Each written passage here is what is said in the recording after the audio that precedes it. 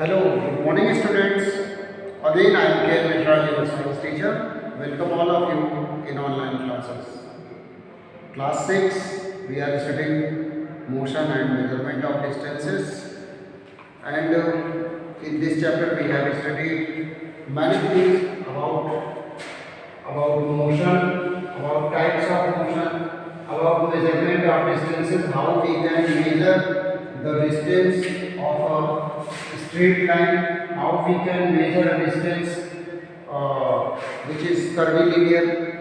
As we have studied, एक बात और,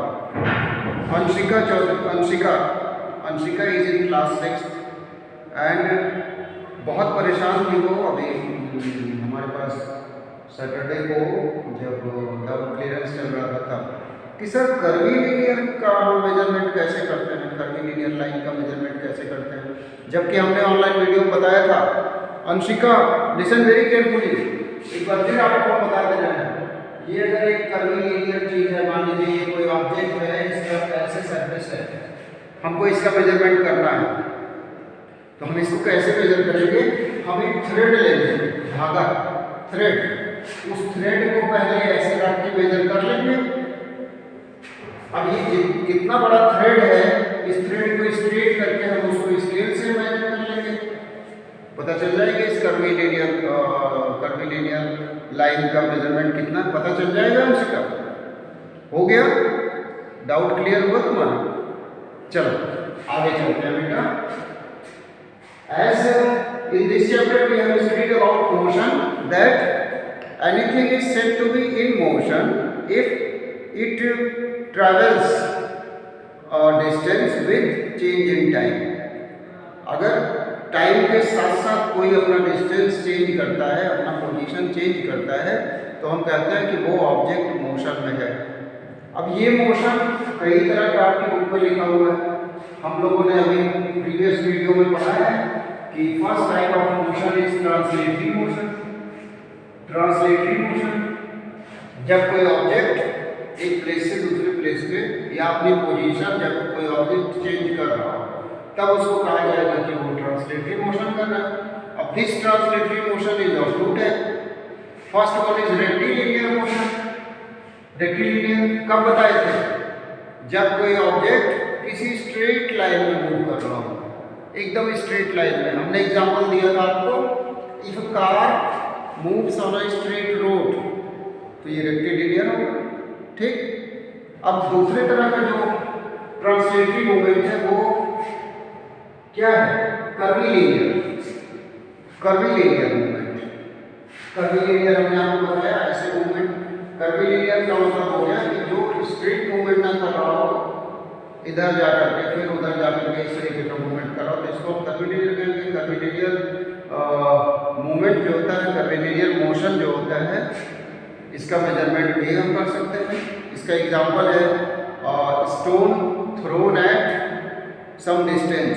किसी स्टोन को हम कुछ डिस्टेंस पे अगर फेंक दें तो वो स्टोन एक कर्वीलिनियर पाथ बना के नीचे गिरता है, ठीक है, तो इसको हम कहते हैं कर्वीलिनियर। अब now today I am going to discuss with you about rotatory motion, oscillatory motion and vibratory motion.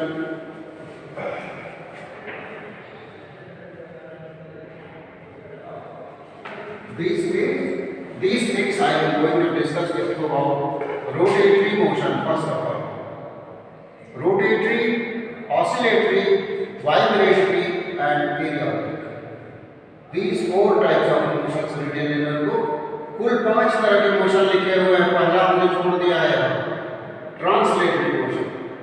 आप जब कॉपी में अपने नोट करेंगे तो पांचों नोट करेंगे। First one is translatory, second one is rotatory which is also known as circulatory, third one is oscillatory, fourth one is vibratory and fifth one is periodic motion. Now come to the second one, that is rotatory motion.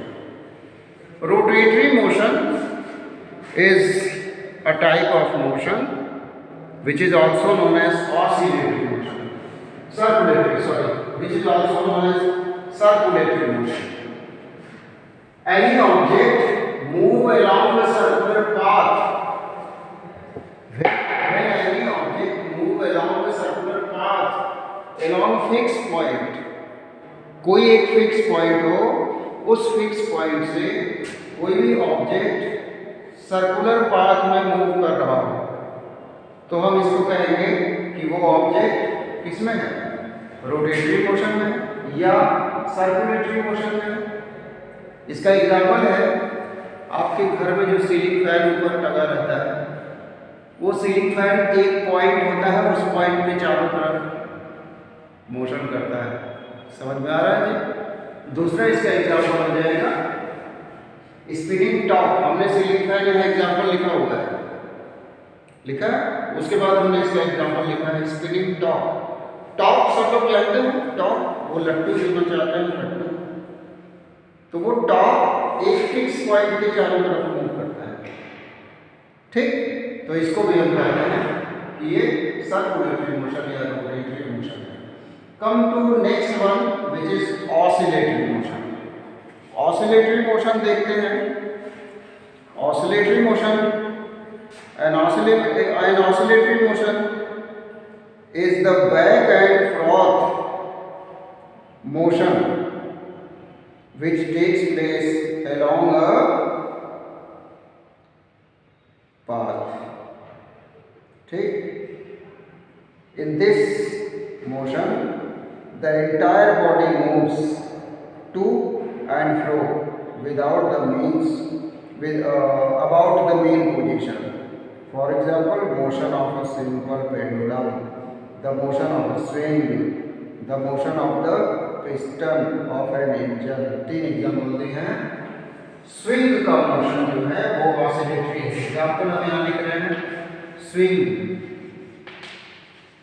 ठीक, और इसका example है आपका pendulum. तो अब इसको जानते हैं थोड़ा सा ऑसिलेटरी के तरीके। जब एक पॉइंट से दोनों तरफ इक्वल डिस्टेंस की ट्रैवलिंग कोई भी ऑब्जेक्ट कर रहा हो तो हम कहते हैं कि वो ऑसिलेटरी मोशन में है। स्विंग कहते हैं झूले को, एक साइड में झूला उधर गया फिर उधर से लौट के एक साइड में आया, ये ऑसिलेटरी मोशन। ऐसे ही सेकेंड एग्जाम्पल इसका आपकी बुक में लिखा है पेंडुलम।